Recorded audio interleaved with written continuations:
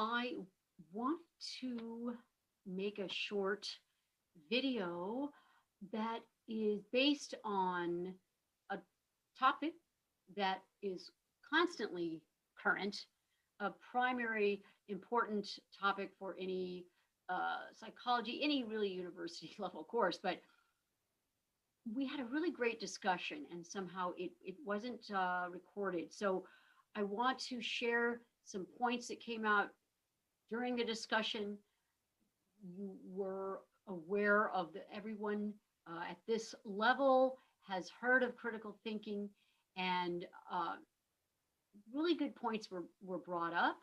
And I also mentioned, and I refer to Brookfield, who wrote, he writes extensively on adult education and on critical thinking. So some of the points that he makes in his works, I will bring out, and these came out in the discussion. So different components, the general idea, and most of you, I believe, agree that primary aspect is that it's challenging assumptions.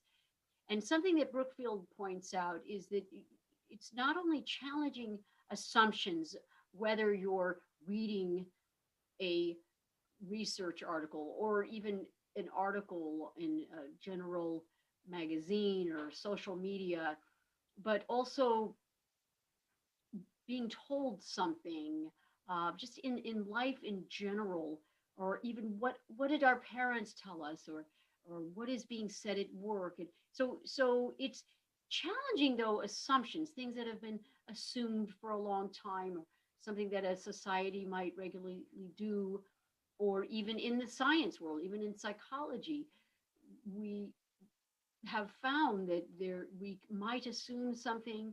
Even with the Milgram experiment, we assumed that the humans would be more, less likely to commit violence. But it turns out we were much more likely to commit violence. So it was a very important study on obedience and our willingness to obey, even if it's against our moral values.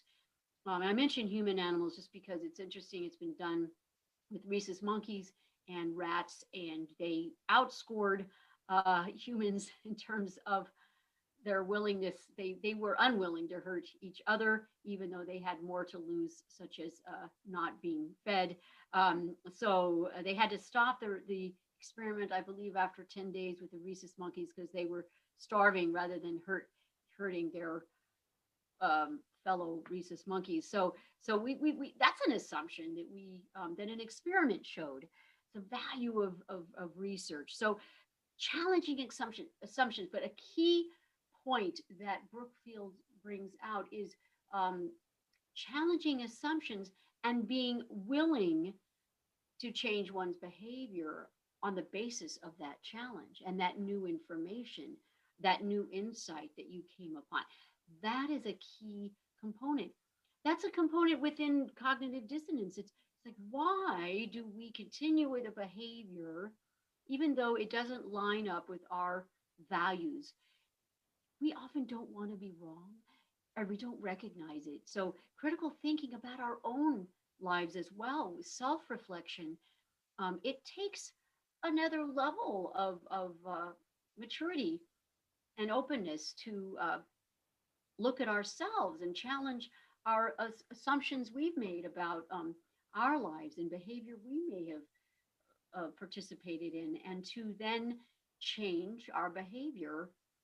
So often people will justify, with cognitive dissonance, justify that behavior because everybody else is doing it. It's more comfortable to continue doing it in one sense, one thinks.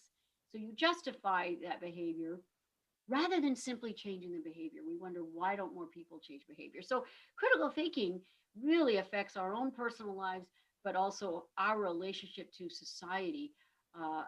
Let's be critical thinkers with our family culture, our local culture, our the culture within our homeland or our country, the political culture under which we are living. So these are general concepts of critical thinking.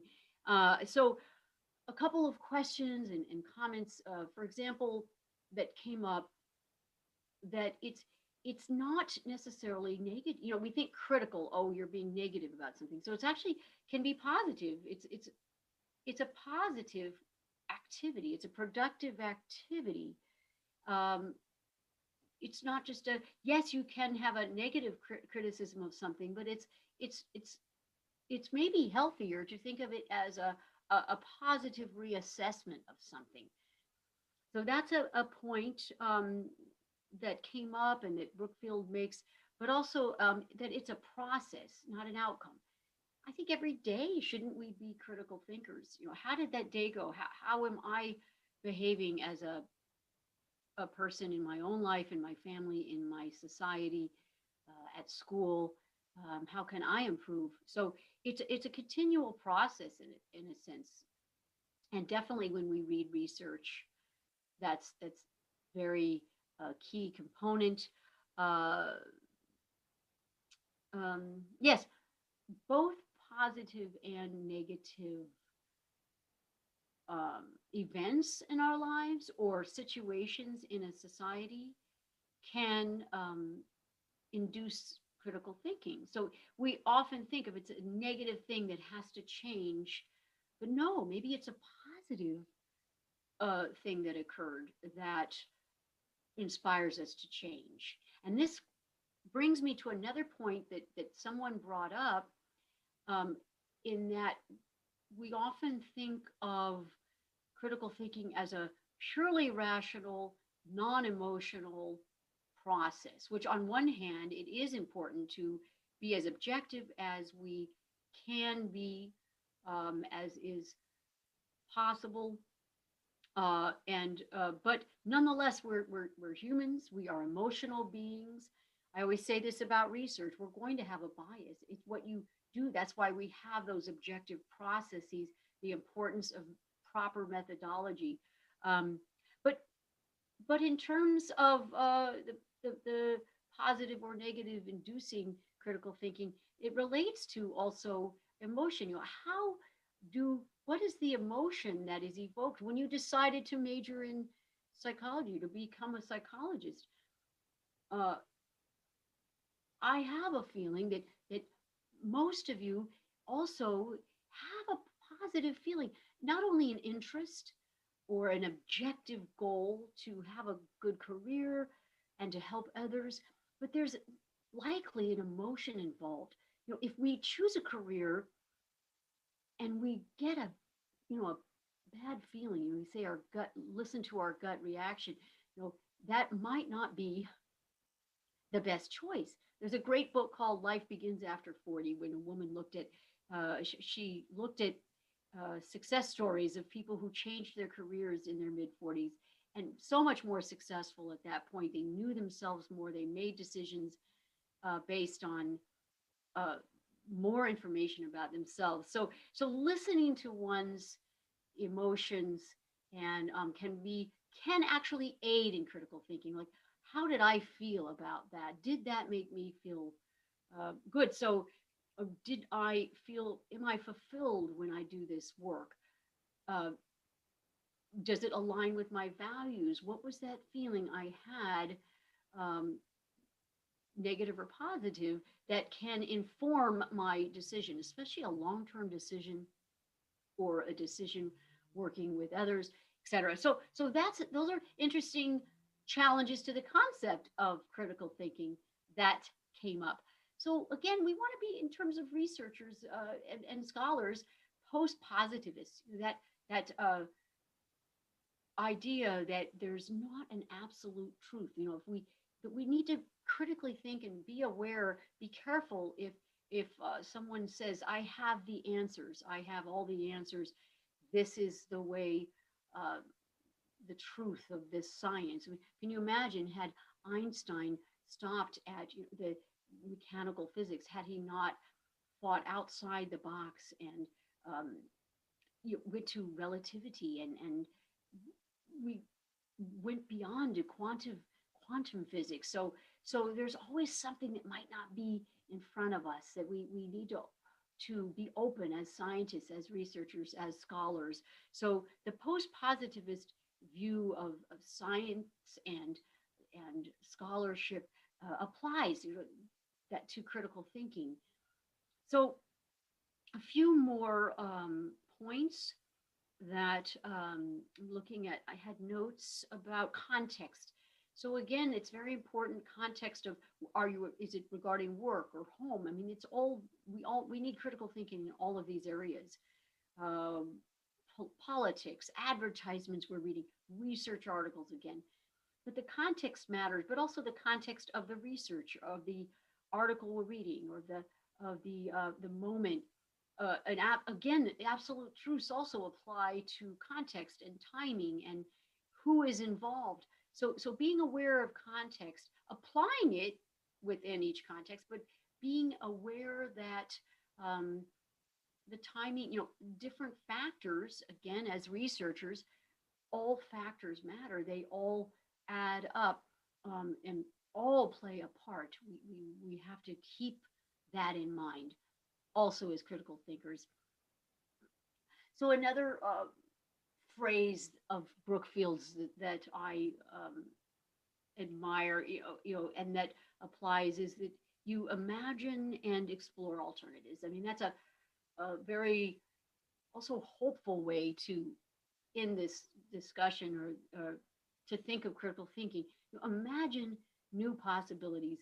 We we'll speak of positive psychology later in this course, uh, and and and it's a definition of hope. One definition of hope is that we uh, see possibilities in life in the future. That's a very positive way to look at critical thinking. Look to the future. Imagine possibilities. That's how every invention was made, every new scientific breakthrough, and how perhaps your theses would be amazing, will be some kind of breakthrough, some kind of new possibility in the realm that you will be focusing on in psychology. Um, and so I'll just end with also, that reflective skepticism idea. Be reflective of your own lives, of the research you're reading, of the world around us. We're going through an interesting time. There's lots of arguments and discussions going on with the COVID and the health aspect, and what should we do, and so it's a interesting time in which we particularly need to be critical thinkers. You say we see, a lot of times I'll see an article, media articles, and there's no citation, you know, and when someone uses words like official um, guidelines, where are the citations? Where is the science? So always look, ideally peer reviewed, independent research, from our politicians as well. We want to follow wise guidelines. We want to be wise ourselves. So let's have um, uh, a view of looking at multiple perspectives in life, in our scholarship journey, and let's keep looking for possibilities, possible different explanations for what is going on now, different motivations for what's going on in our culture, what's going on in our lives, and what's going on with the research that you're reading and the research that you're doing. So that I'd like to launch the uh, series of discussions we'll have, and mention that I really enjoyed our first discussions, and this was a discussion that I enjoyed and had wished I had recorded. So I did my best to review some of the things that came up for particularly those who weren't there, but also as a refresher. I think I added a few things too, for those who were there. So again, welcome to the course, and I look forward to working with you further. All right, bye bye.